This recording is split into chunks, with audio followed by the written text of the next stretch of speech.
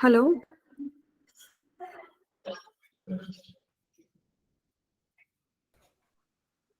Hello.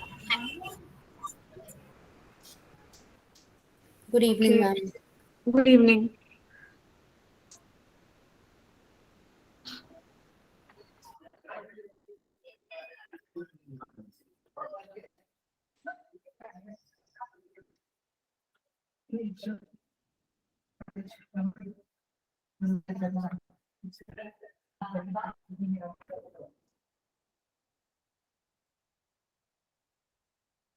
Okay, PPT visible है आप लोगों को? Yes, ma'am. Okay.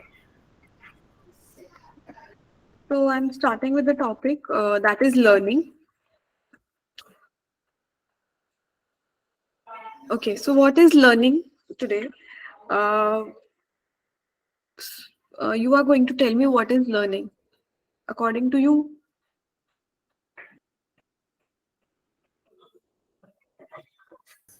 मैम कोई भी चीज जब बार बार रिपीट होती है तो Hmm. उसकी वजह से हमारे बिहेवियर में या हमारी नॉलेज में हमारी कॉग्निशन में जो चेंजेस आते हैं उसको Hmm. हम लर्निंग कह सकते हैं. Right. Okay. So anything which, matlab any thing which we learn and it can actually change are behaviour. मतलब लर्निंग एक्चुअल वो होती है जो सिर्फ नॉलेज लेवल पे ना रहे, नॉलेज के साथ साथ वो हमारे बिहेवियर में आए. Okay, as we experience thing, as we learn things, if it causes a certain change in our behavior, then it will be called as learning. So whenever we acquire something new, some new knowledge, we even modify some existing knowledge, or it can be about our behavior, or we learn some skills, values, they all are part of learning. Okay, so we are starting this topic with the work of Edward Thorndike, who was an early psychologist जिन्होंने इस पे काम किया था, पढ़ाई करी थी. So he was considered as a part of functionalist system of thought focusing on how the mind functioned in adapting the environment. तो एनवायरमेंट को अडेप्ट करने के लिए माइंड कैसे काम करता है, कैसे फंक्शन करता है, उन्होंने इस चीज पे फोकस किया था. Okay, so starting with Thorndike's learning theory. So he contributed a lot in this field of specifically learning, and he represented the actual idea of SR, that is stimulus response mechanism, जिसपे हमारा actually open conditioning का concept भी based है. तो originally जो base है इसका SR का, stimulus and response, you understand this concept. Stimulus, जब हम किसी को कोई सिग्नल दे रहे हैं एंड उस सिग्नल की वजह से जब कुछ रिस्पॉन्स जनरेट हो रहा है, that is stimulus response pairing. You understand this, right? Yes, ma'am. Yes, ma'am. Yes, ma'am. Okay, so जब भी कोई स्टिमुलस और रिस्पॉन्स की पेयरिंग होती है, it may result in some kind of learning. ठीक है, क्योंकि जब कोई स्टिमुलस और रिस्पॉन्स आपस में एसोसिएट हो रहा है, पेयर हो रहा है, ठीक है, तो वहां उस एसोसिएशन की वजह से we learn certain new things. Okay, और उसी से हमारी हैबिट्स जनरेट होती हैं. उन एसोसिएशंस की वजह से habits are generated, they are strengthened, और they can be weaken depending on this pairing, depending on the nature and frequency of this pairing. Okay, हमारी हैबिट्स कैसे डेवलप होती हैं, आदतें कैसे बनती हैं, एनी आइडिया? मैम जब हम किसी चीज को मतलब अपने बिहेवियर को रेगुलर बेस पे करने लग जाएंगे तो वो हैबिचुअल हो जाते हैं हमारे लिए. राइट, मैम जब रिपीटेशन होता है किसी बिहेवियर का. Right, right. तो जब आपका रिपीटेशन हो रहा है किसी पर्टिकुलर बिहेवियर का, वो किसी स्टिमुलस के रिस्पॉन्स में ही तो होता है ना, बिहेवियर भी. If someone is habitual of having breakfast at 9 o'clock, घड़ी में 9 बजेंगे, that is your stimulus. आपको ऑटोमेटिकली रिस्पॉन्स में क्या आएगा, that I have to eat. And gradually जब ये रिपीटेड होगा आपके साथ ये दोनों चीजें, तो it will become your habit ना. होता है ना? Yes ma'am. This happens gradually, ठीक है। अगर किसी वजह से you are waking up daily, morning आपको उठना पड़ रहा है, एक टाइम के बाद वो हैबिट में कन्वर्ट होना शुरू हो जाएगा। तो स्टिमुलस रिस्पॉन्स का क्या नेचर है, क्या फ्रीक्वेंसी है स्पेयरिंग की, उससे हमारी हैबिट्स भी जनरेट होती है बाय सच एसोसिएशंस। सो इसी एसआर थ्योरी में हमने थॉर्नडाइक ने जो कॉन्सेप्ट दिया था, that was also trial and error learning. Okay, जहां पे कुछ रिस्पॉन्सेस डोमिनेट करते हैं दूसरे रिस्पॉन्सेस को रिवॉर्ड्स की वजह से। रिवॉर्ड्स जब हमें कुछ अच्छा मिलता है, फीडबैक जब हमें कुछ अच्छा मिलता है, वहां पे हमारा रिस्पॉन्स जो होता है वो इफेक्ट होने लगता है, ठीक है ना। How this actually happens, so there is this famous trial and error experiment cat वाला, where this cat you can see in this diagram, ठीक है। the cat is there in this box, Thorndike ने जो बनाया था। यहाँ पे ये लैच है जो कि इस डोर से कनेक्टेड है, दिस पर्टिकुलर लैच।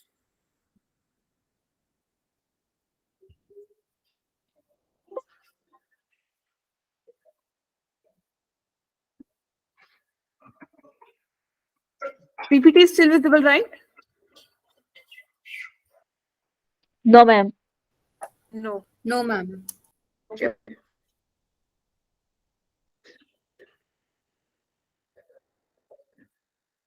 अभी नो मैम। हाँ आ रही है ना? No ma'am. नहीं आ रही है? रुको फिर।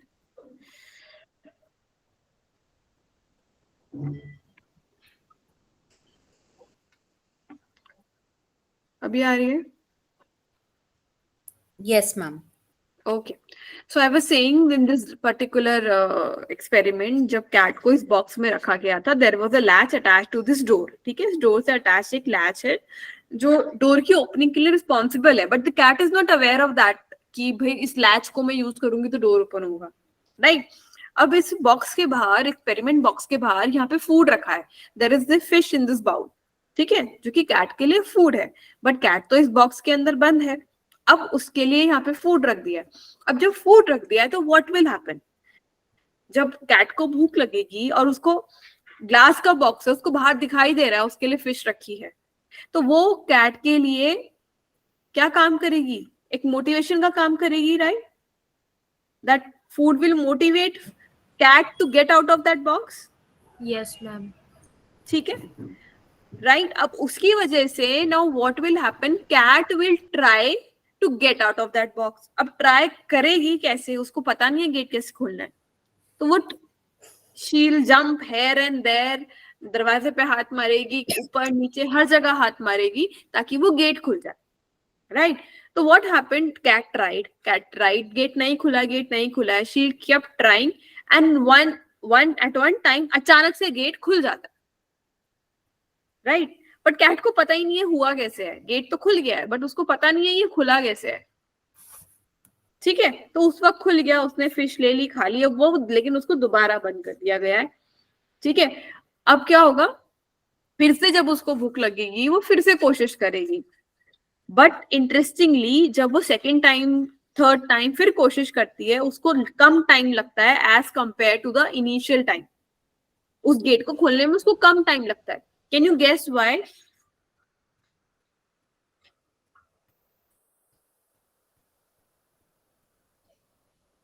ग्रेजुअली कैट को टाइम कम कैसे लगता है?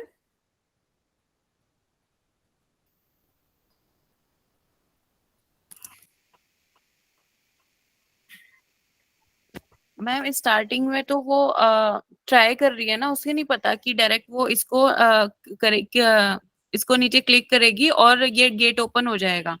वो हाँ। ट्रायल करती है, लास्ट में उसको मतलब ये नॉलेज हो जाती है कि हाँ इसको ऐसे पुश करना है और गेट ओपन हो जाएगा, तो लास्ट में उसको टाइम कम लगता है।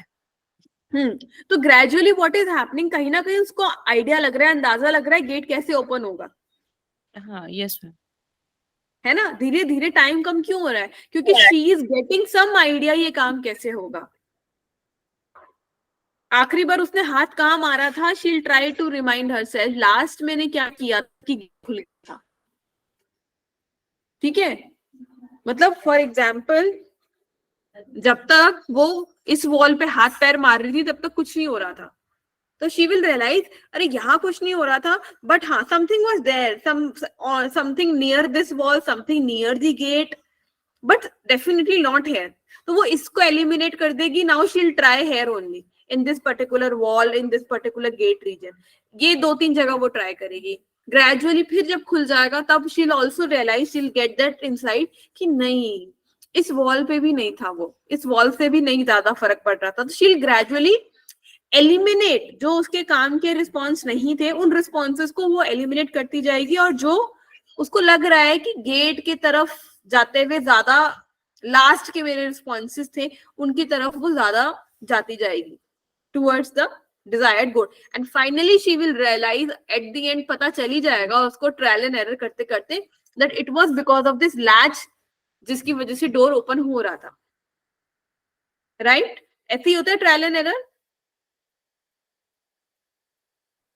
Yes ma'am. ठीक है, तो gradually cat learn how the gate should get open, right. But इस पूरे सिनारियो में what was happening, this initially तो डोर एक्सीडेंटली ओपन हुआ था, and number of trials and errors decreases with time, this I have told you. And the fish which is kept outside act as a reinforcer. fish का क्या काम कर रही है, fish reinforcer का काम कर रही है, मोटिवेट कर रही है उसको। ठीक है, तो लर्निंग के लिए even these reinforcers are important। अगर हमारे पास कुछ मोटिवेशन, कुछ reinforcement नहीं होता है तो लर्निंग पे हम लर्निंग के लिए एफर्ट नहीं लगाते हैं। Okay, so behaviour preceded the escape, यानी कि बाहर निकलने से जस्ट पहले उसने जो बिहेवियर किया था वो बिहेवियर रीएनफोर्स्ड हो जाता है। वो बिहेवियर रीएनफोर्स समझते हो ना, एनहांस हो जाता है, बढ़ जाता है।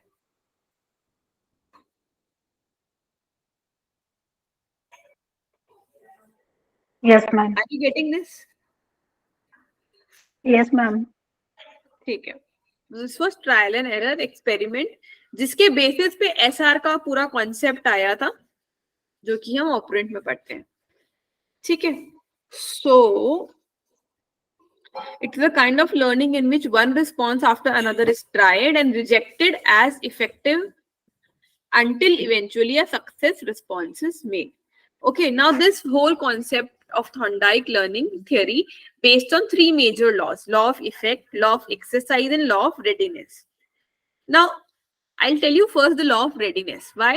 Because law of readiness is about the learner being prepared or being ready to learn. ठीक है, being ready to learn करने के लिए the learner should be ready to act also. Right, क्योंकि तभी स्टिमुलस और रिस्पॉन्स के बीच में पेयरिंग होगा, उनका बॉन्ड स्ट्रेंथन होगा जब रेडीनेस होगा। तो लर्निंग सिर्फ तब होती है जब लर्नर तैयार होता है सीखने के लिए। ठीक है, if learner is not ready to learn, अगर उसको गेट खोलना ही नहीं है, उसको चाहिए ही नहीं है खाने को, तो क्या वो कुछ रिस्पॉन्स करेगा? नो मैम, नहीं करेगा ना। स्टिमुलस वहीं का वहीं है, लिवर वहीं का वहीं है, गेट का, बट रिस्पॉन्स कब आएगा? रेडीनेस तो होनी चाहिए ना करने के लिए, सीखने के लिए, काम करने के लिए। ठीक है, तो that is law of readiness है। देन मतलब मेंटली प्रिपरेशन टू एक्ट, इसको हम law of spread of effect भी बोलते हैं। स्प्रेड ऑफ इफेक्ट, ठीक। Then we also have law of effect. ठीक है, लॉ ऑफ इफेक्ट इज एक सिंपल सा एसआर लर्निंग जो हम बोलते हैं ना, जो एसआर का लिंक है, स्टिमुलस और रिस्पॉन्स का जो लिंक है वो इंक्रीज हो जाता है अगर आपको कुछ सेटिस्फैक्टरी स्टेट मिले, एक पॉजिटिव आउटकम मिले। जैसे वहां पे फिश मिली, उसको फिश वाज समथिंग रिवॉर्डिंग ना, उसके लिए रिवॉर्ड का काम कर रही थी, उसका हंगर सेटिस्फाई कर रही थी, yes ma'am. Right? That is why वो फिश बार बार गेट खोलने की कोशिश कर रही है। बट अगर फिश को गेट से बाहर निकलने के बाद करंट लगता तो, या गेट को खोलने के बाद करंट लगता तो वो क्या कोशिश करती गेट खोलने की दोबारा? No ma'am. नहीं ना। ठीक है, तो लॉ ऑफ इफेक्ट जिसपे हम वो पढ़ते हैं ना बाद में, पनिशमेंट का कॉन्सेप्ट एंड रिवॉर्ड का कॉन्सेप्ट लेटर ऑन ऑपरेंट में, वो भी यहीं से आया है, पनिशमेंट और रिवॉर्ड का कॉन्सेप्ट लॉ ऑफ इफेक्ट से। ठीक है, तो जो एंटायर ऑपरेंट कंडीशनिंग हम पढ़ेंगे, it is highly based on law of effect given by Thorndike learning theory. ठीक है, then we have law of exercise. Law of exercise state that response becomes stronger and easier with use. आप किसी भी चीज को जितना बार बार use करोगे, जितनी बार स्टिमुलस रिस्पॉन्स पेयरिंग होता जाएगा, उतना आपका रिस्पॉन्स भी बढ़ता चला जाएगा। ये तो सिंपल है, प्रैक्टिस वाला लॉ है ये तो, लॉ ऑफ एक्सरसाइज। जिस किसी चीज को बार बार यूज करोगे उतना लिंक स्ट्रांग होगा, अगर किसी चीज को जितना कम यूज करोगे आप, या यूज करना ही छोड़ दोगे, तो जो एसआर का जो लिंक था वो उतना ही डिक्रीज हो जाएगा टाइम के साथ। Is it clear to everyone?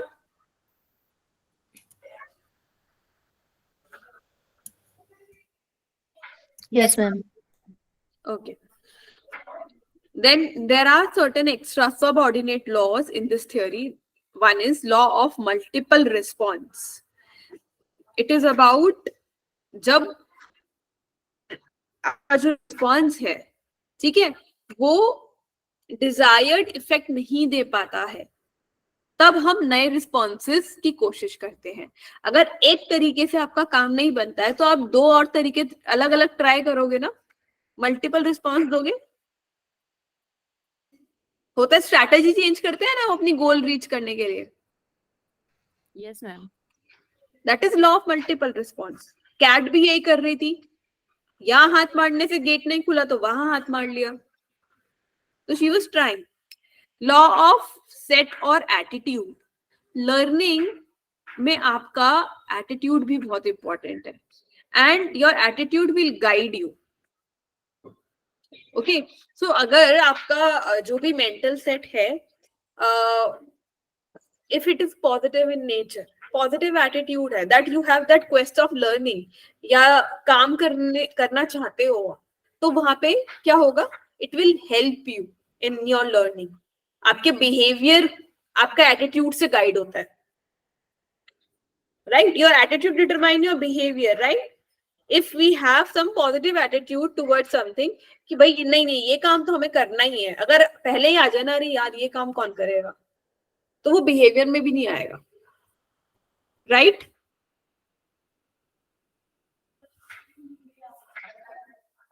Yes ma'am. Law of associative shifting.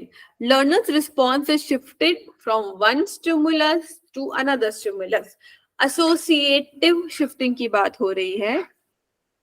हम एक स्टिमुलस से दूसरे स्टिमुलस पे शिफ्ट तो करते हैं, लेकिन एसोसिएटिव शिफ्टिंग करते हैं। जैसे कि फोन यूज कर रहे हैं, ठीक है, फोन यूज करते करते अब जब फोन हाथ में उठा ही लिया है तो चलो इंस्टा भी खोल लेते हैं या व्हाट्सएप चेक कर लेते हैं, because all these things are, all these stimulus are associated to each other.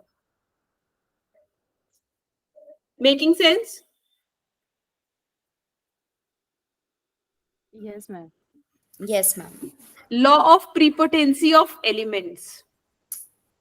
So according to this law, learner is able to react in a selected way only to salient elements of the problem and not for the other unimportant problem. Sorry.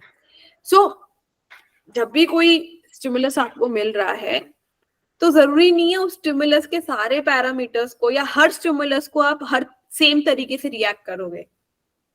It depends on the nature of stimulus जो आपको मिल रहा है, कि आपको उसके कौन से feature पे फोकस करना है, कौन से फीचर्स पे नहीं करना है, या आउट ऑफ 10 स्टिमुलस आपको कौन से स्टिमुलस पे फोकस करना है और कौन से पे नहीं करना है.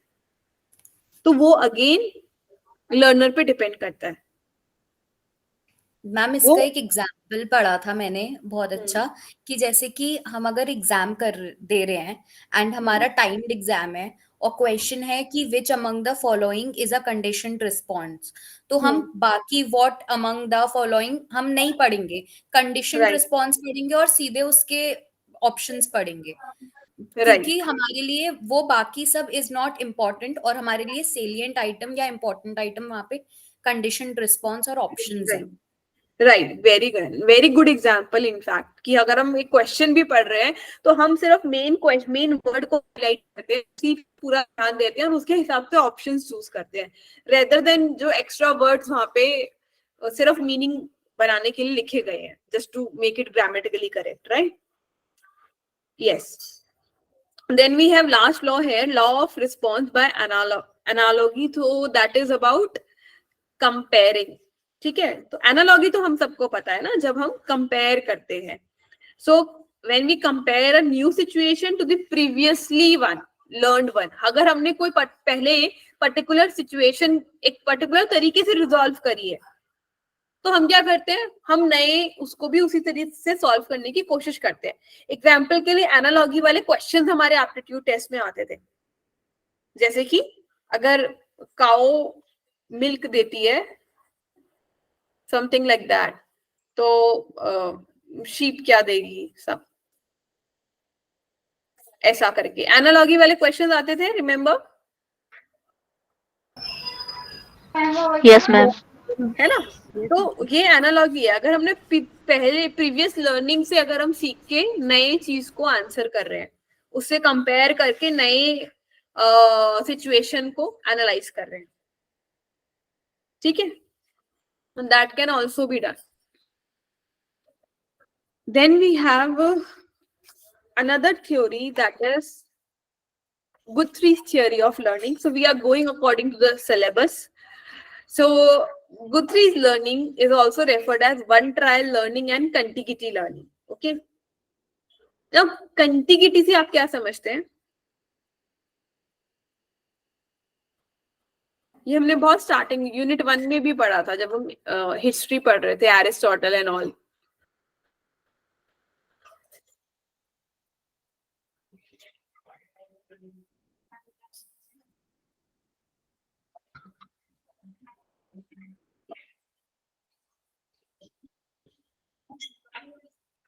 कप एंड सॉसर प्लेट का एग्जाम्पल याद है?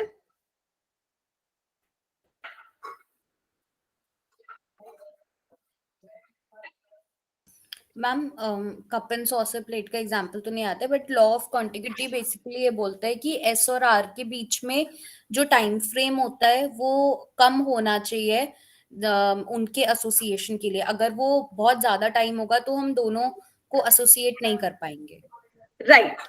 जब दो एस और आर के बीच में टेम्पोरल रिलेशनशिप हो, बहुत कम क्या बोलते हैं टाइम गैप हो, जब वो प्रेजेंट हो रहे हैं, जब वो स्टिमुलस आपको मिल रहे हैं, एस और आर जब मिल रहा है, रिस्पॉन्स और स्टिमुलस दोनों के दोनों ही आपस में किस तरीके से एसोसिएटेड हो, एक ही टाइम पे ऑफर हो रहे हो, मतलब कम से कम टाइम का डिफरेंस हो, क्लोज टेम्पोरल रिलेशनशिप हो.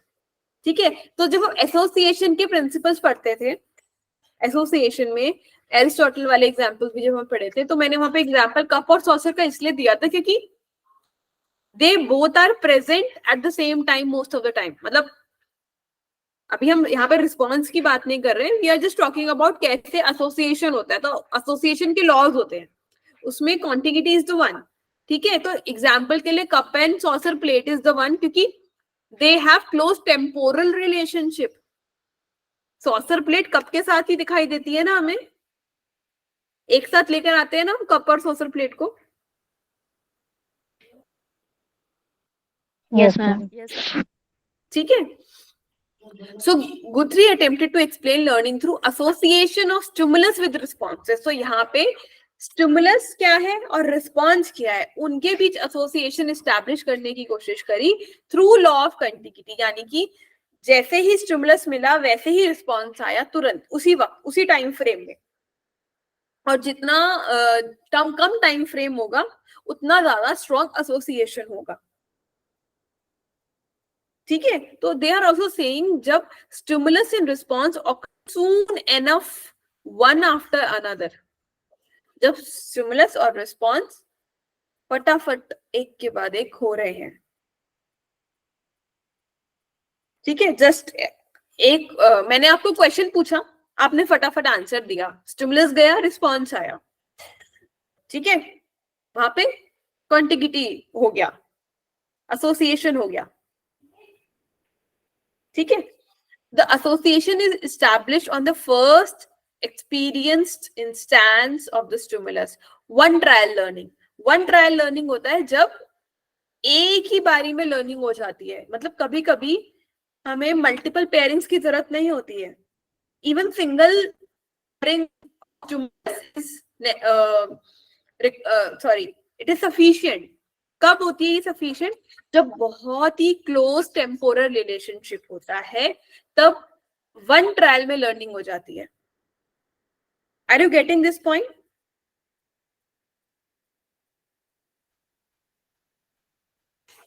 Yes, ma'am.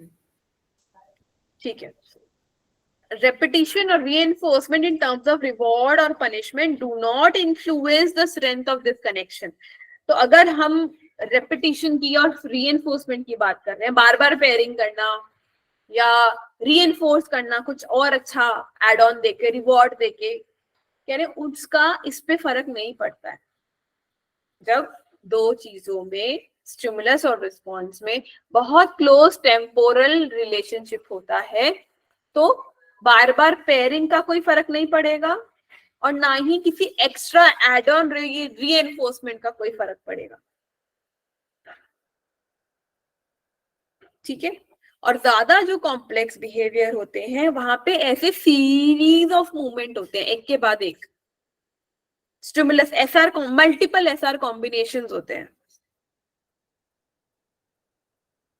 जिससे एक बड़ा बिहेवियर सेट ऑफ बिहेवियर बनता है। छोटे छोटे एसआर को पेयर कर करके एक बड़ा बिहेवियर बड़ा बिहेवियर पैटर्न। ये कॉन्सेप्ट क्लियर हुआ है आपको? वन ट्रायल लर्निंग कैसे होता है?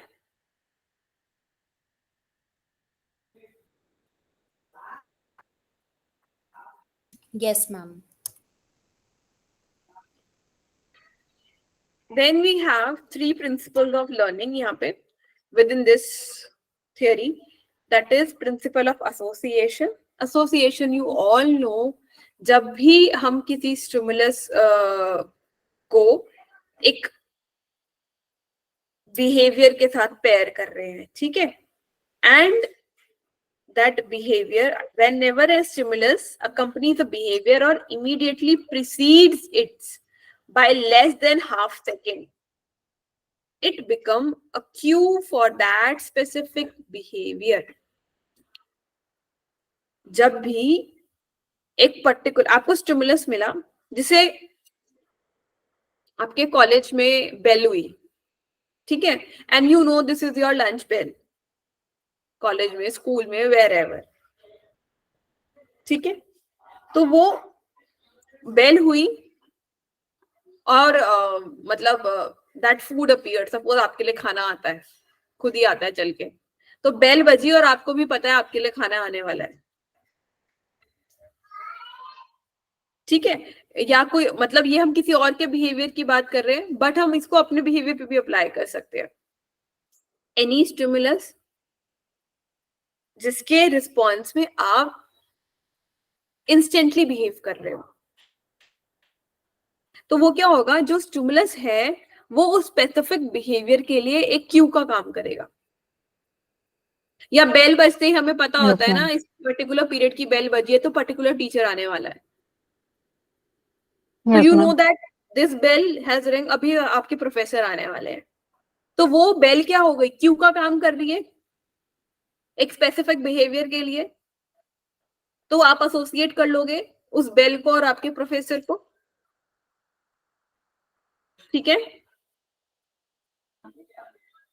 होता है ना, मैसेज में भेज रही हूँ क्लास का, आपको पता है अजय, अच्छा जैसे ही वो गया क्लास का message, you all joined, Q था ना, वो एक क्यू का काम करेगा, क्लास स्टार्ट Yes, होने Miss वाली ma'am. है, right. Principle of post-trinity. Most probable response of organism is the last response the organism made in the situation. Last response. तो जो सबसे लास्ट रिस्पॉन्स हम करते हैं ना एंड में, वो सबसे, उसकी प्रोबेबिलिटी सबसे ज्यादा होती है किसी भी सिचुएशन में। किसी भी स्टिमुलस जब आपको मिल रहा है तो उसमें जो सबसे लास्ट रिस्पॉन्स रहा वो सबसे ज्यादा क्या बोलते हैं इम्पोर्टेंट, और सबसे ज्यादा एसोसिएटेड वही रहता है, लास्ट वाला ही याद रहता है। जैसे जैसे अभी हम ट्रायल एंड एरर भी पढ़ रहे थे, तो cat will try to remember the last response जिससे वो लिवरपूल हुआ था। Are you getting this? जो सबसे लास्ट Yes, ma'am. रिस्पॉन्स था जो स्टिमुलस के साथ एसोसिएटेड था, ऐसा ही हुआ था ना उसमें भी।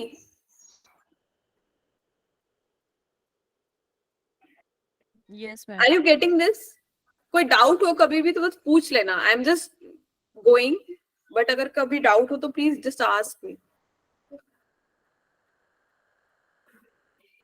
Is it fine to everyone?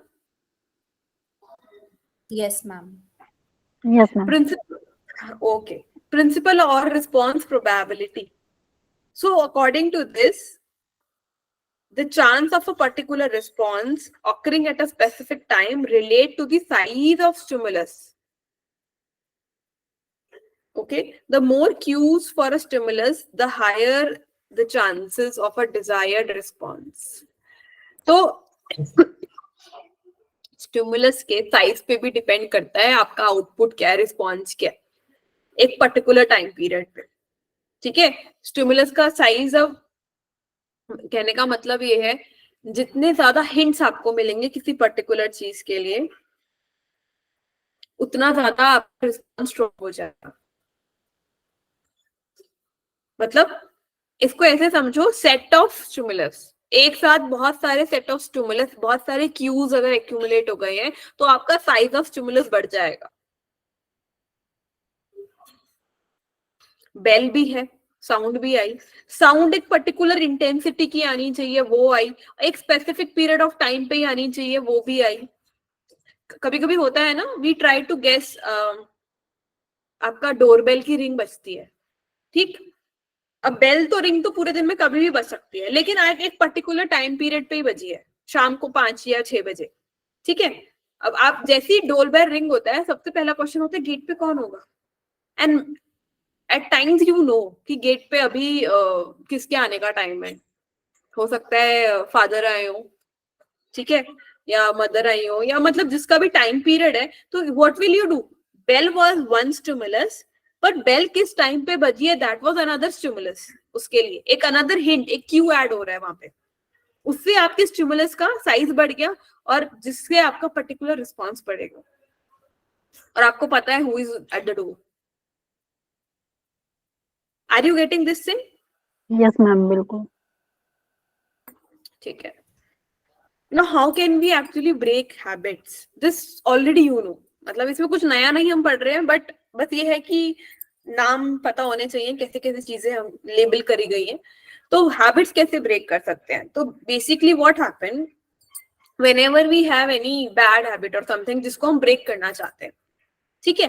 अब हमारी बैड हैबिट्स जो होती है ना, वो भी एक पर्टिकुलर स्टिमुलस से, क्यू से इनिशिएट होती है। सपोज किसी को वो है एंजाइटी ईटिंग हैबिट है, एंजाइटी होगी तो that person needs to eat something, food चाहिए एंजाइटी में, ठीक है। तो एंजाइटी उसके लिए क्यू का काम करेगी, ट्रिगर का काम करेगी, जिसकी वजह से वो एक्सेसिव ईटिंग करेगा या जंक ईटिंग करेगा, ठीक है। एसोसिएशन एक बैड हैबिट है जिसको हमें तोड़ना है, राइट। अब इसको तोड़ने का क्या सोल्यूशन है? इंस्टेड कि हम एंजाइटी होने पे ईटिंग करें, हम उस क्यू को, एंजाइटी तो होएगी, क्यू तो आएगा, लेकिन अगर हम उस वक्त खुद को किसी क्रिएटिव एक्टिविटी में इंडल्ज करें कि जब भी ये एंजाइटी होगी हम मंडला बनाएंगे, जब भी ये एंजाइटी आएगी I will sit and fill colours in a mandala, तो हम क्या कर रहे हैं? अपनी अनहेल्दी हैबिट को हेल्दी हैबिट से रिप्लेस कर रहे हैं, या उस क्यू का जो आउटपुट था, वो जो क्यू जैसे ही मिला, उस क्यू के बाद जो रिस्पॉन्स आपका आना था उसको we are replacing with another one. ठीक है, इसमें these three things will help. One is एक थ्रेशोल्ड और टॉलरेंस मेथड है। इसमें क्या होता है?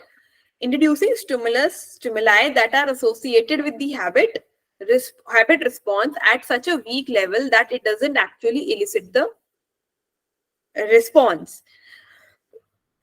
The strength of the stimulus is increased slowly until the stimulus can be presented at full strength without eliciting the habit response. ये इन्होंने बताया है कि थ्रेशोल्ड क्या होता है, बेसिकली टॉलरेंस मेथड क्या है। तो tolerance method is about that minimum point जब तक आपका रिस्पॉन्स जनरेट नहीं होगा। स्टिमुलस इज देयर, लेकिन स्टिमुलस की स्ट्रेंथ वीक। जैसे मैंने बोला एंजाइटी है, एंजाइटी तो चलो हमें रोज होती है किसी ना किसी बात की। एंजाइटी का बट एक लेवल होता है, एक लेवल के बाद हम कुछ रिस्पॉन्स जनरेट करते हैं, बाकी otherwise we keep carrying that anxiety throughout the day, right? तो वो थ्रेशोल्ड पॉइंट जब उस एंजाइटी का पारा इतना होगा कि आप कुछ एसोसिएटेड नेगेटिव हैबिट में इंडल्ज हो गए, जैसे मैंने बोला ओवर ईटिंग करोगे या कुछ ऐसा, या एस्केपिज्म या एनीथिंग एल्स, तो there is a threshold point to this. Then the fatigue method,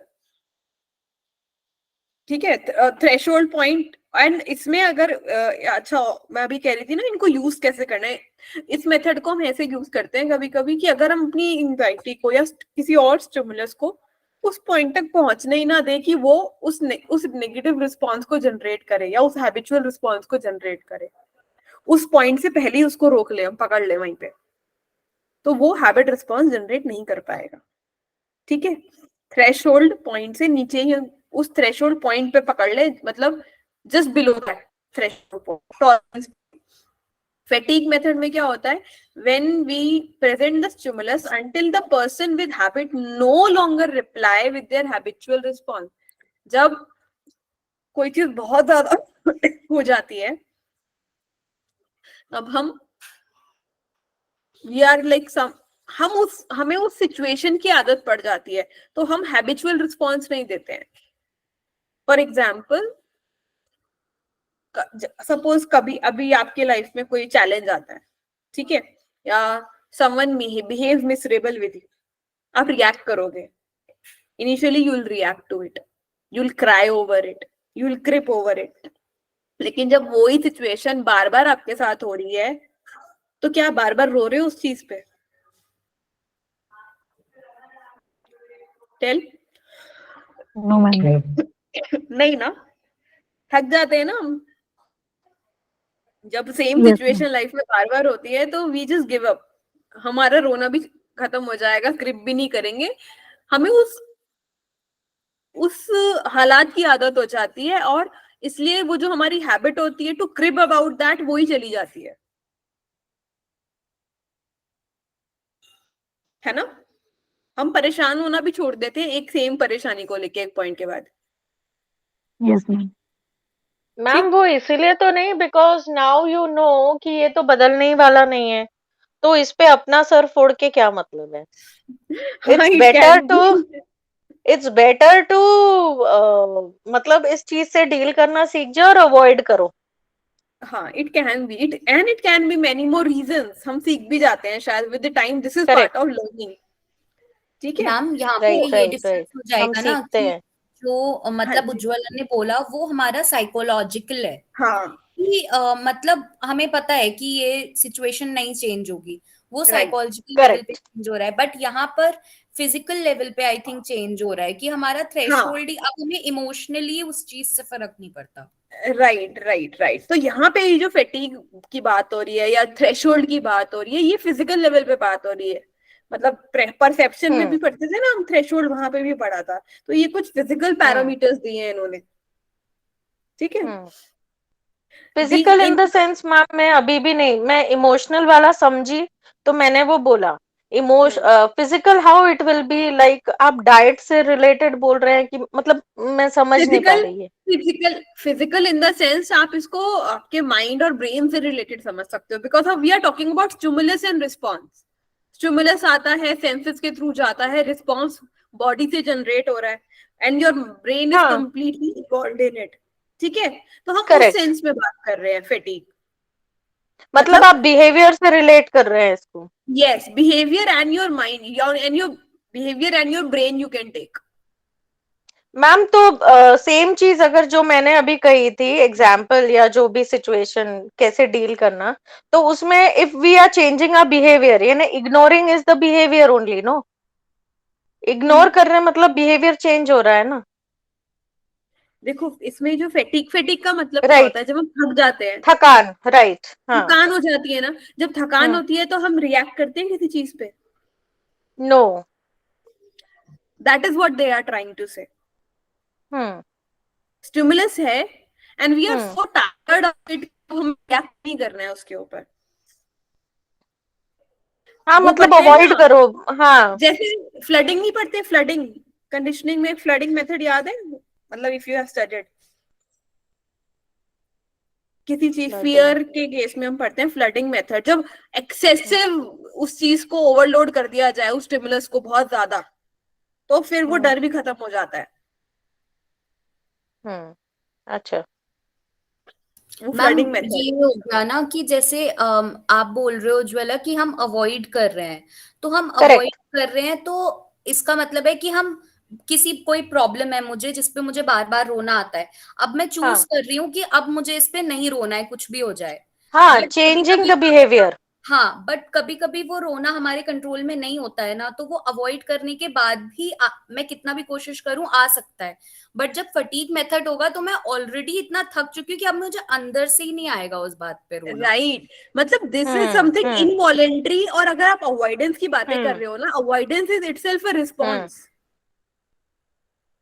If you consciously choose to avoid certain thing, यानी कि आप रिस्पॉन्स कर रहे हो।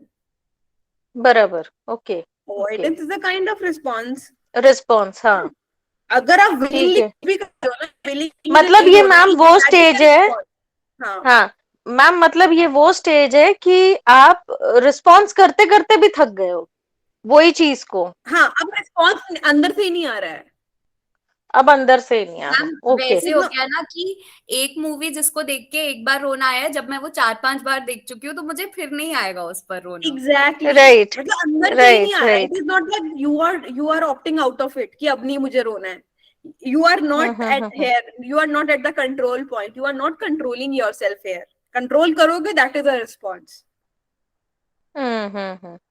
ठीक है। ठीक है, तो वो बोर हो गए naturally भाई अंदर हम, से ही नहीं आ रहा है, रिस्पॉन्स ही रो अपने रो आप ही के बोर हो गए।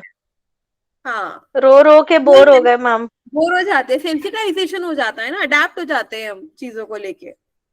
Right ma'am, got. Then third is the incompatible response method. It pairs the stimulus that causes habitual behavior with another stimulus that trigger a response that is incompatible. ये थ्योरी सिंपल है बहुत, वही वाली कि जैसे हम ये उसमें पढ़ते हैं ना, सिस्टमैटिक डिसेंसिटाइजेशन में भी पढ़ते हैं हम इसको, सेम बात को। जब कोई स्टिमुलस मिला और आपका हैबिचुअल बिहेवियर है, सपोज वही अगेन स्नेक आया, फियर रिस्पॉन्स, ठीक है, या चिल्लाना है आपको, वो स्टिमुलस था snake and you are yelling, that is your habitual response अभी, ठीक है। जब जब चिपकली देखती है हम चीख मारते हैं, होते हैं ना कुछ लोग, तो वो हैबिचुअल रिस्पॉन्स बन चुका है अभी। लेकिन अगर उस स्टिमुलस को जब जब आप चिपकली देख रहे हो, चिपकली के साथ साथ आप कुछ अच्छा स्टिमुलस पेयर कर दिया है, anything which Sood you, anything which you like, anything जिससे आपको डर नहीं लगता है, या आपने क्या किया, जब जब वो छिपकली आई उसके साथ साथ आपने भगवान जी का नाम लेना शुरू कर दिया, विच calms you down.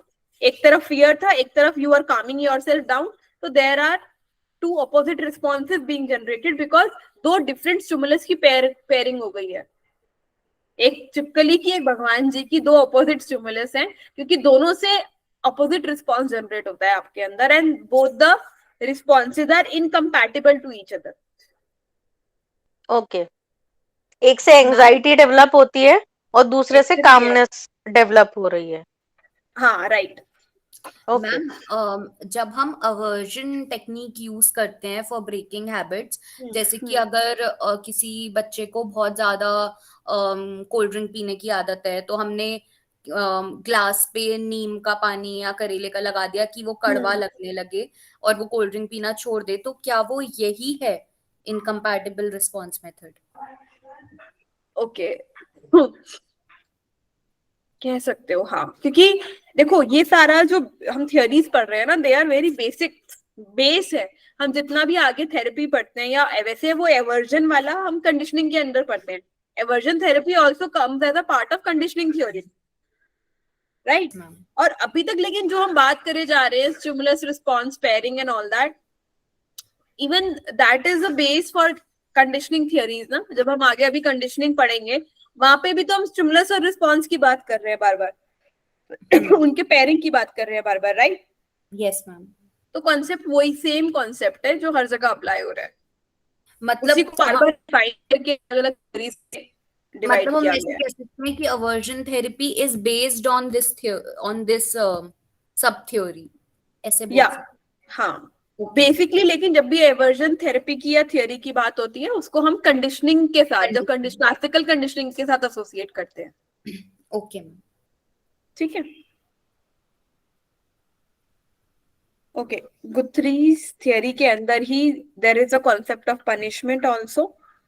So presentation of punishment happen while the stimulus is still around. अगर इस थ्योरी में ये कॉन्सेप्ट है, एक कॉन्सेप्ट है इस थ्योरी में कि पनिशमेंट के बारे में, तो पनिशमेंट तभी आपको इफेक्टिवली मतलब काम करेगी जब स्टिमुलस और पनिशमेंट आसपास ही हो, साथ साथ ही हो, ठीक है। जब सपोज कोई काम आपने अभी किया है, गलती आज करी है, मैं उसके लिए आपको डांट 2-3 दिन बाद रही हूँ, तो उस पनिशमेंट का कोई असर नहीं रहेगा। अगर आपने अब भी गलती किया और मैंने अब भी आपको गुस्सा किया है, तो it will be effective in nature. Yes ma'am. Clear है ये? जब स्टिमुलस प्रेजेंट है, उसके प्रेजेंस में ही आप पनिशमेंट दे दो तो इट विल बी इफेक्टिव। अगर अदरवाइज उसका वो स्ट्रेंथ है वो कम हो जाएगा, यस मैम। ठीक है। और जो हम चाह रहे हैं कि आपका जो अनडिजायर्ड रिस्पॉन्स है वो जनरेट ना हो, वो भी मतलब उसमें भी दिक्कत आएगी। अभी बोल दूंगी तो you will get it and you will also शायद रेक्टिफाई भी कर लो, बाद में बोलूंगी तो शायद असर नहीं पड़ेगा उस चीज का इतना, और हो सकता है वो गलती बार बार हो, या हो सकता है बढ़ भी जाए, ठीक है।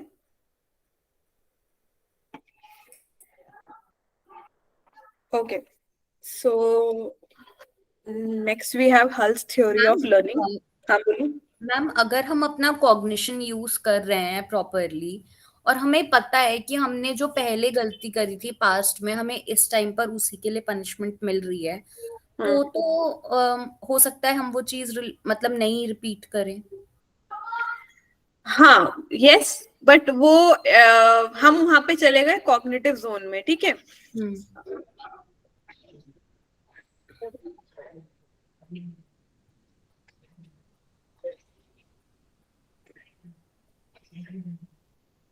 एक मिनट, हाँ। Yes ma'am.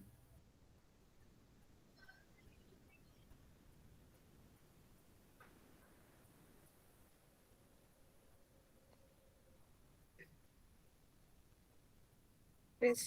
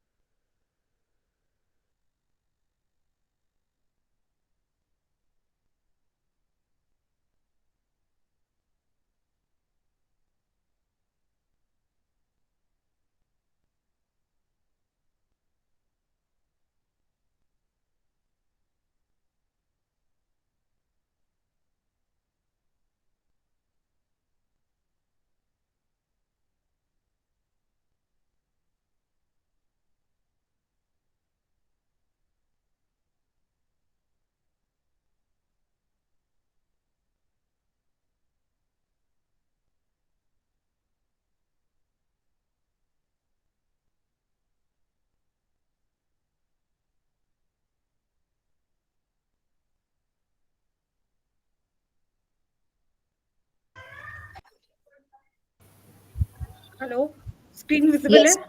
Yes ma'am. Ma'am मतलब मैं ये पूछ रही थी कि जैसे मान लीजिए किसी ने चोरी करी, ठीक है, और उसे 6 months बाद कोर्ट से पनिशमेंट मिली फॉर प्रिजन, फॉर अ कुछ टाइम के लिए, कुछ महीनों के लिए। तो अब वो जेल से बाहर निकलेगा तो कुछ लोग हैं जो शायद फिर से चोरी करेंगे, बट कुछ लोग ऐसे भी तो होंगे जो जिनके लिए शायद जेल का टाइम इतना ज्यादा वैसा रहा हो कि वो फिर से नहीं करें वो चीज। देखो, जब हम बिहेवियरिज्म की थ्योरीज पढ़ रहे हैं ना, ये ध्यान में रखो कि जो स्कूल ऑफ बिहेवियरिज्म हम पढ़ रहे हैं, they have no connection and no concern with our psychological motives और साइकोलॉजिकल कंसर्न्स, या क्या हमारे अंदर चल रहा है, and that is one of the major drawback we have यहाँ पे। Yes ma'am. हाँ।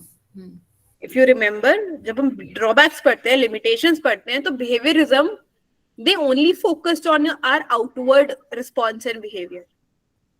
अंदर क्या चल रहा है, they actually totally ignored that fact, which you are, ये जो आप बात कर रहे हो, जो क्वेश्चन कर रहे हो, that is one of the major limitation of this all these theories। क्योंकि कोई इंसान का क्या अपना कंसाइंस हो सकता है इस सो कॉल्ड इंस्टिंक्चुअल मोटिवेशन के अलावा भी कोई और मोटिवेशन हमें गवर्न करते हैं, कोई मोरालिटी नाम की भी कोई चीज होती है। They didn't concern, like they were not concerned about these things। if you remember ना, बिहेवियरिज्म के जितने भी आप एक्सपेरिमेंट्स पढ़ लो, एक तो सब एनिमल्स पे किए उन्होंने, एंड जितने भी थे वो फिजियोलॉजिकल रिस्पॉन्सेस थे। फिजियोलॉजिकल रिस्पॉन्स, यू अंडरस्टैंड ना, they were not psychological responses. Saliva generation, physiological response. मतलब वो यहाँ पर ऐसी चीजों की बात ही नहीं कर रहे जहां पर हम अपना कॉग्निशन या अपना कंसाइंस यूज कर रहे हैं, कॉन्शियसली हम चूज कर रहे हैं अपने एक्शंस को, रादर वो उन बिहेवियर्स की बात कर रहे हैं कि जो फिजिकली आ रहे हैं। तो अगर ऐसे में स्टिमुलस और सॉरी, आपने जो बिहेवियर किया है और उसके पनिशमेंट में अगर टाइम गैप है तो फिजियोलॉजिकली हैबिट में चेंज नहीं आएगा। राइट, ओके, ठीक है। तो they are more on physiological basis. Although जब हम ऑपरेंट कंडीशनिंग की बात करेंगे, है ना, वहां पे हम इस कॉन्सेप्ट में ज्यादा एंटर करते हैं, पनिशमेंट एंड रिवॉर्ड वाले में। Yes ma'am. राइट, बट वहां पे भी they have given different parameter, schedules दिए हैं, कब कौन सा स्केड्यूल हमारे किस टाइप के बिहेवियर को मोटिवेट करेगा, रीइंफोर्स करेगा या पनिश करेगा। तो वहां पे अलग set of rules already design किए गए हैं, बट वहां पे भी बहुत ज्यादा लिमिटेशन, बहुत ज्यादा फ्रीडम नहीं मिली है ह्यूमन बिहेवियर को एक्सप्रेस होने की। Yes, इन्होंने एक सेट ऑफ लिमिटेशंस में हमारे बिहेवियर को बांध दिया है स्टडी करने के लिए। But we are human beings and we have much more power than this system. Yes okay, तो ये हमारी, मतलब ये शायद उनकी अंडरस्टैंडिंग के लिए they did all this. Although इसका बहुत मेजर सिग्निफिकेंस भी है हमारे बहुत सारे पैटर्न्स के अंदर। Yes ma'am. ठीक है, तो it is important to understand all these. तो इस तरीके से है ये। Okay ma'am. Then we have Hull's theory of learning. So this is very basic, simple Hull's theory because it is based on our drives. हमने derived reduction theory bio की class में भी किया था, right? So even Hull described that fact कि whenever we have some need या कोई deficiency होती है किसी चीज की, जब हमें हमारे अंदर जरूरत होती है तो उसकी ड्राइव जनरेट होती है। And he is also talking about our biological state, biological drives, जिसकी वजह से हमारे अंदर उस ड्राइव की वजह से we tends to generate response, even our body tends to generate some response जिससे वो ड्राइव रिड्यूस हो सके। मोटिव क्या है? To achieve the homeostasis. Homeostasis you remember, balance state वापस से आना होता है ना। Yes ma'am, level of satisfaction. Yes ma'am, है ना, हमारा ऑप्टिमल स्टेट वापस से रिस्टोर होना होता है, दैट इज द कॉन्सेप्ट है। ओके, और जब वो रिस्टोर हो जाता है तो ओवरऑल हमारे लिए वो होम्योस्टेसिस अचीव होता है और वो रीएनफोर्सर की तरह काम करेगा हमारे लिए। जब कुछ पॉजिटिव होगा एट द एंड तो वो रीएनफोर्स करेगा ना उस मैकेनिज्म को, राइट?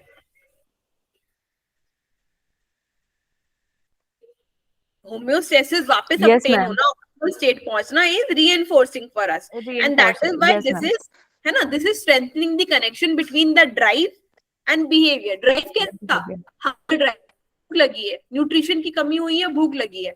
भूख लगती थी तो हम खाना खाते थे, और ये भूख लगना और खाना खाना करते करते करते स्ट्रेंथन हो गया. पता है भूख लगी है तो खाना खाना है, हो गया ना ऐसा लर्निंग यहाँ पे. और क्योंकि वो सेटिस्फाइंग भी है, खाना खा के आपकी ड्राइव शांत भी हो जाती है, इसलिए ये रीइंफोर्स मैकेनिज्म है.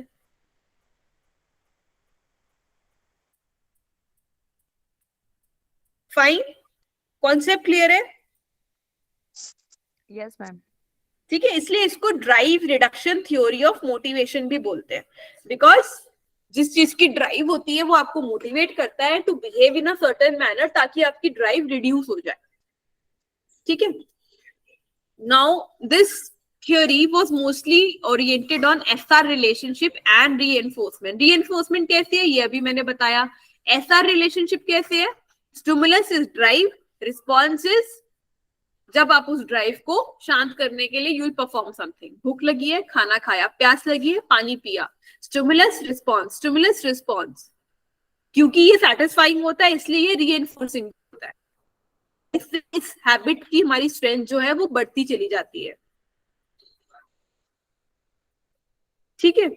सो इट डिपेंड्स ऑल्सो, इससे हमारा जितनी बार ये रिपीट हो रहा है उतना ज्यादा रीइंफोर्समेंट हमें मिल रहा है, उतनी ज्यादा स्ट्रॉन्ग ये रिलेशनशिप हो रहा है. ठीक है. एंड अकॉर्डिंग टू हल, बायोलॉजिकल ड्राइव जैसे हम बात कर रहे हैं, बायोलॉजिकल नीड्स और जो ड्राइव जनरेट हो रही है ये तो हमारी बेसिक प्राइमरी ड्राइव्स है. बट हल के according we also have certain secondary drive, यानी कि लर्न ड्राइव्स. ठीक है, which refer to situation associated with reduction of primary drive. जैसे जो इनिशियल यानी कि इनिशियल ड्राइव क्या हुई, हमारे अंदर न्यूट्रिशन की कमी हुई जिसकी वजह से हंगर ड्राइव जनरेट हुई.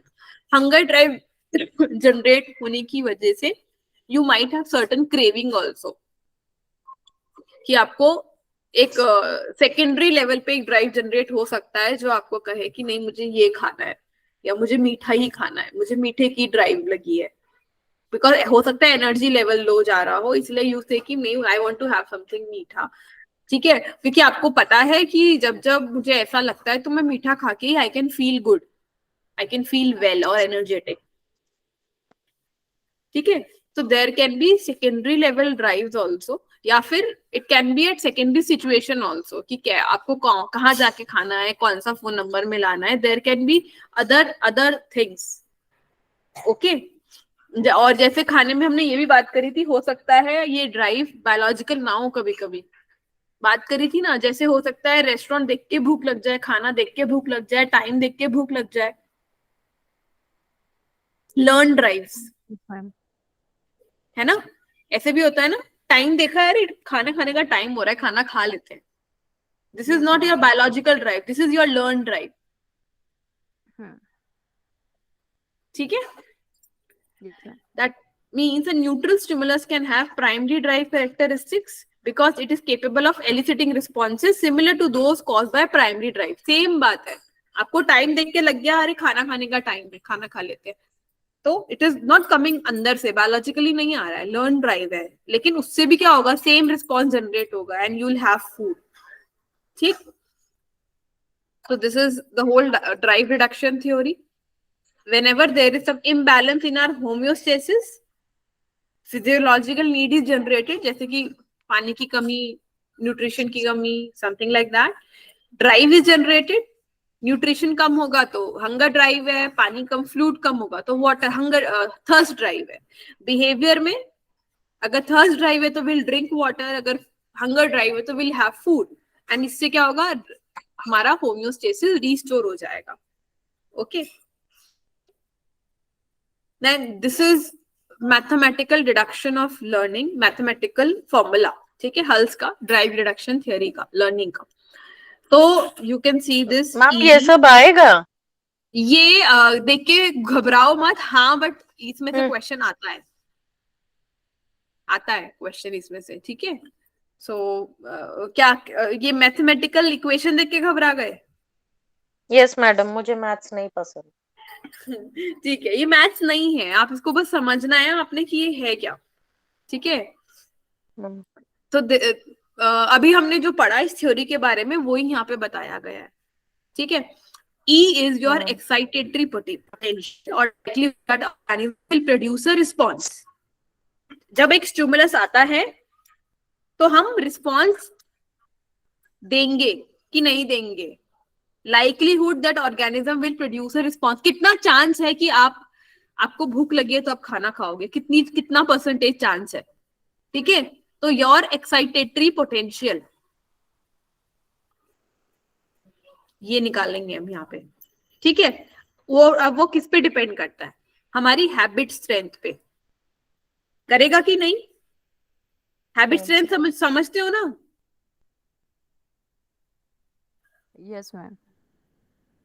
है ना, अगर हैबिचुअल हो, you are again habitual of having food, भूख लगने पे खाना खाने की हैबिट है, तो you will definitely have it ना। डिपेंड करेगा ना आपकी हैबिट स्ट्रेंथ पे। सपोज मुझे हैबिट ही नहीं है, खाना खाने की हैबिट नहीं है, टाइम देख के तो बिल्कुल भी नहीं। ठीक है, तो हो सकता है मैं उस चीज को इग्नोर कर दूं, रिस्पॉन्स मेरा जनरेट ना हो, पॉसिबल। ठीक है, यस मैम। अनदर एलिमेंट यहाँ पे V, this V is stimulus intensity dynamics, यानी कि स्टिमुलस की इंटेंसिटी कितनी है, भूख कितनी तेज लगी है आपको, कम या ज्यादा, उस पर भी तो डिपेंड करता है खाना खाना है कि नहीं खाना। राइट? कभी कभी लगता है ऐसी छोटी मोटी भूख लगी है, ऐसे ही सिर्फ टेस्ट बड सेटिस्फाई करने के लिए खाना है, कभी कभी क्रेविंग बहुत तेज हो रही है, भूख नहीं लगी है बट क्रेविंग है। तो इट डिपेंड्स स्टिमुलस की इंटेंसिटी क्या है। और जब भूख लगी होती है तो फिर तो अलग ही बात है, बहुत ही भूख लगी हो कुछ भी खा लोगे। ठीक है, डी इज ड्राइव स्ट्रेंथ। ठीक है, determined by amount of biological deprivation. भाई न्यूट्रिशन अगर कम हो रहा है बॉडी में, या पानी अगर कम हो रहा है बॉडी में, तो कितना, मतलब उसकी ड्राइव, बायोलॉजिकली ड्राइव क्या जनरेट हो रही है, उसकी स्ट्रेंथ कितनी है।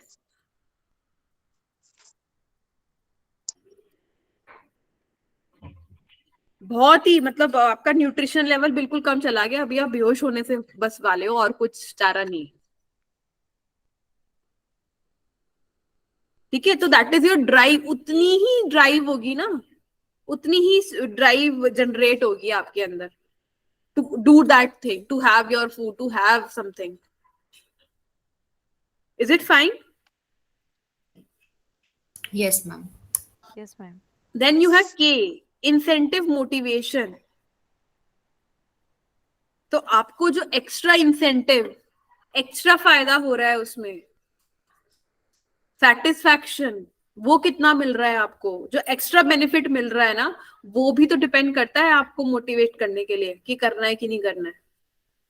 अभी हमने पढ़ा ना, अगर हम भूख लगी है और खाना खा रहे हैं तो obviously there will be some sense of satisfaction, और that will motivate you to do that behaviour. जब भी भूख लगेगी आप खाना खाओगे, क्योंकि उसे तसल्ली मिलेगी, सेटिस्फैक्शन मिलेगा, and that is something positive to you, तो you will get motivated by it. Right? ठीक है, then J, the delay before the organism is allowed to seek reinforcement. ये सेटिस्फैक्शन वाला जो पॉइंट अभी हमने पढ़ा, ये कितनी देर में हो रहा है, जो रीइंफोर्समेंट मिल रहा है आपको, इसमें कितना डिले है। मतलब स्टिमुलस था, रिस्पॉन्स किया आपने, भूख लगी, खाना खाया, खाना खाते ही पेट भर गया, या खाना खाने के बाद लंबा टाइम गैप आया आपका पेट भरने में और वो रीइंफोर्समेंट मिलने में।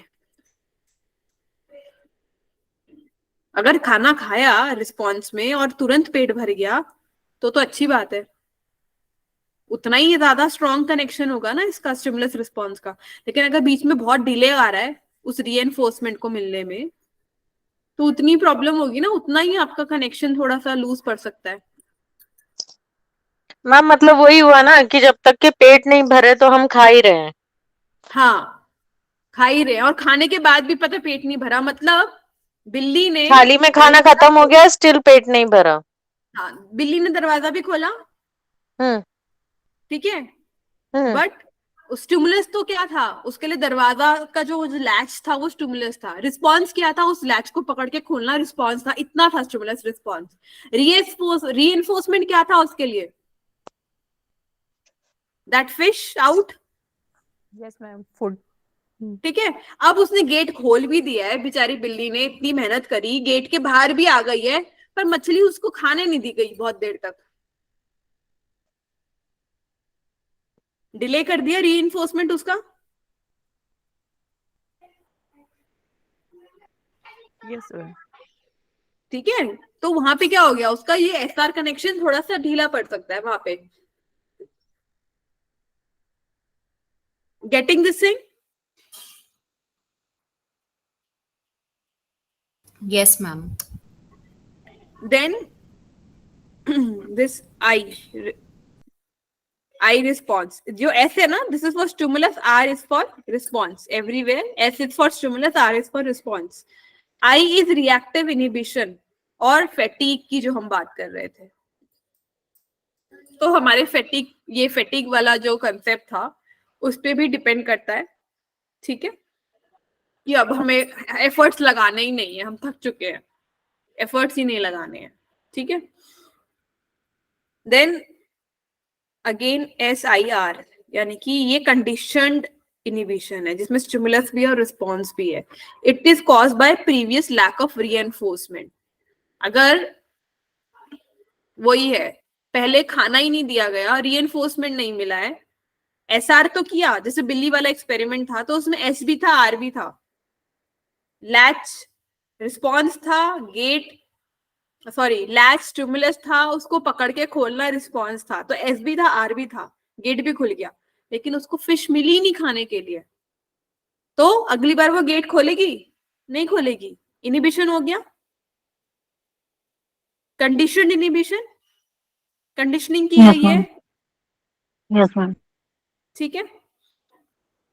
SLR स्टिमुलस रिस्पॉन्स और बीच में है L, ये this is here for threshold, reaction threshold, this is the smallest unit amount of reinforcement that will produce learning.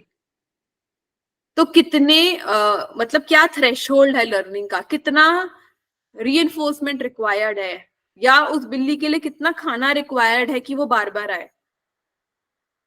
अब उसकी मछली हटा दो और एक छोटा सा कुछ टॉफी रख दो उसके लिए,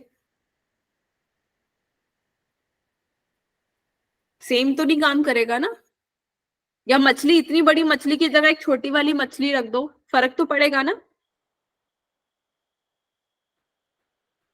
तो हमें ये देखना है कि वो क्या छोटी मछली पे आती है, या बीच की साइज की मछली पे आती है बाहर, या बड़ी मछली पे आती है, इट डिपेंड्स कौन सी मछली उसको मोटिवेट कर रही है,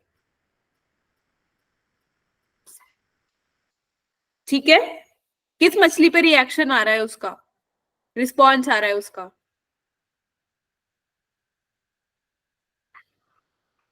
दैट मिनिमल लेवल, क्लियर है ये?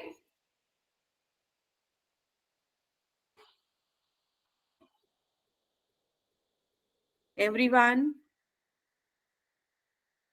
Yes, ma'am. And last is random error. तो it is the error thing पूरे का इक्वेशन के अंदर। तो इन्होंने क्या किया है, दो एक्साइटेटरी पोटेंशियल था, that is equivalent to V into D into K into J into H, VD KJ H, ये सारे मल्टीप्लीकेशन में है। V is your stimulus intensity, D is your drive strength, K is your incentive, J is the delay in the reinforcement, और H क्या था, H was habit strength, कितनी habit strength है। तो ये सबका प्रोडक्ट हमें बताएगा कि एक्साइटेटरी पोटेंशियल कितना होने वाला है, ठीक है, क्या चांस है कि रिस्पॉन्स जनरेट होगा, ये सारे चांस इन सब पे डिपेंड करते हैं, habit strength, stimulus intensity, drive strength, incentive and delay in reinforcement, और बाकी ये सारी जो इनिबिशन वाली चीजें हैं उसको हमने सब्ट्रैक्शन में रखा है। कि रिएक्टिव इनिबिशन सब्ट्रैक्ट कर दो इस इक्वेशन में से, कंडीशन इनिबिशन कितना है उसको सब्ट्रैक्ट कर दो, रिएक्शन थ्रेशोल्ड को भी और एरर को भी, बाकी सारी चीज सब्ट्रैक्ट कर रहे हैं, we are subtracting it from this equation. Is it fine to everyone?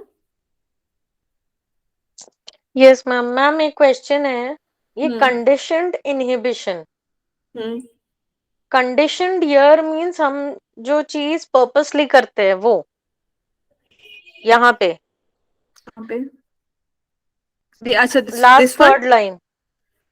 conditioned inhibition which is caused by previous lack of reinforcement. condition मतलब जब हम को condition कर देते हैं repeatedly, मतलब मैम आपकी वॉइस ब्रेक हो रही है मैम.